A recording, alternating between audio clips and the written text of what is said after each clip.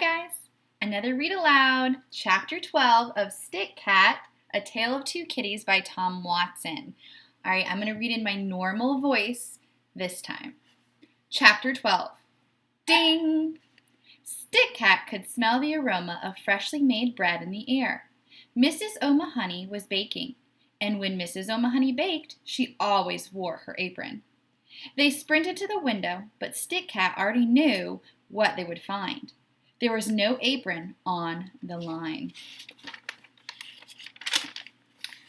Far across the alley, Stick Cat could see Mrs. O'Mahony in the kitchen window. She had just taken a sheet of 4 freshly baked bread loaves out of the oven. After she pushed another tray of 4 doughy loaves into the oven to bake, she left the kitchen. And as Stick Cat had guessed, Mrs. O'Mahony was wearing the apron. "Excellent," Edith said, recognizing the dilemma. "What's excellent?" Stick Cat asked. "The apron is gone." "We can go back to my idea about grabbing 2 pigeons by the legs and flying across," Edith explained. "I've always liked that idea."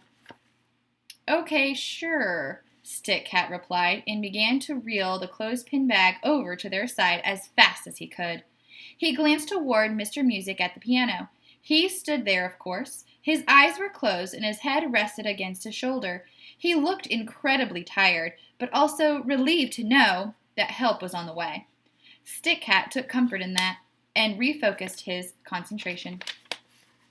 He knew there was no choice and no time. They would have to use the clothespin bag hanging on the line. It was much smaller than the apron pocket and full of clothespins.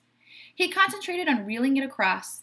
To Edith, he said, "Let me know when you see 2 pigeons fly close enough to jump out and grab." "I'm on it," Edith said, and got into her ready-to-leap position on the ledge.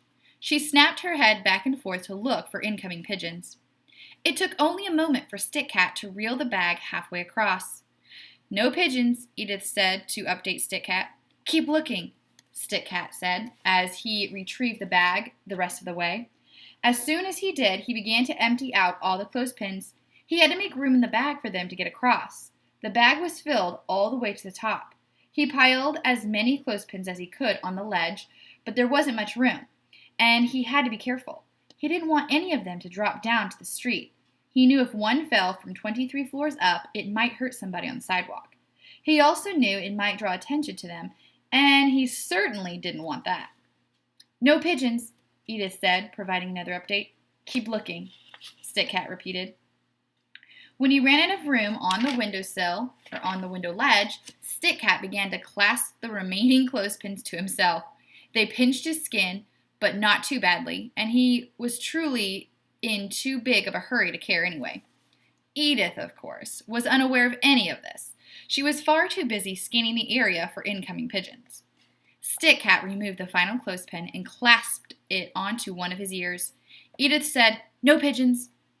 "Forget it," Stick Cat said loudly enough to get her attention. She turned to him and opened her eyes wide at the sight. She stared at him and backed away as far as she could on the ledge. With fear in her voice, Edith said, Did the clothespins attack you?"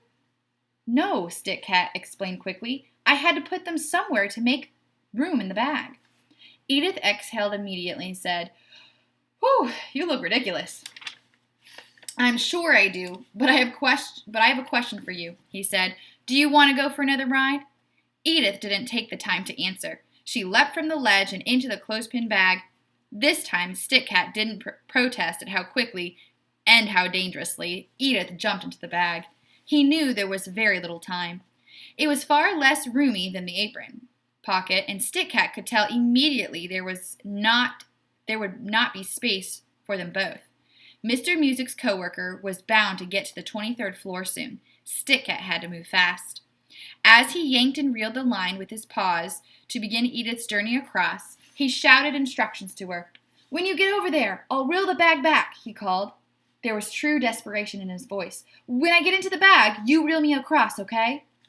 "Okay, sure," Edith said in a way that kind of made you think she was distracted. Then the clothespin bag started to sway back and forth on the line, and she yelled, "Wahoo!" Stick Cat's arms and paws never worked so fast as they did getting Edith across that alley. As soon as the bag bumped against Mr. O'Mahony's ledge, Edith jumped out. And when Stick Cat saw that she had a firm footing, he pulled the bag back as fast as he could. His arms started to throb and hurt, but he kept churning them over and over. When the bag was about halfway back, Stick Cat heard a sound. It was a signal sound. Ding! Ding. He had heard that sound many times before from Goose's apartment. It seemed to come from out in the hallway of their apartment building, but this time it came from inside the piano factory. It was an elevator getting ready to open, but Stick Cat had never seen an elevator before.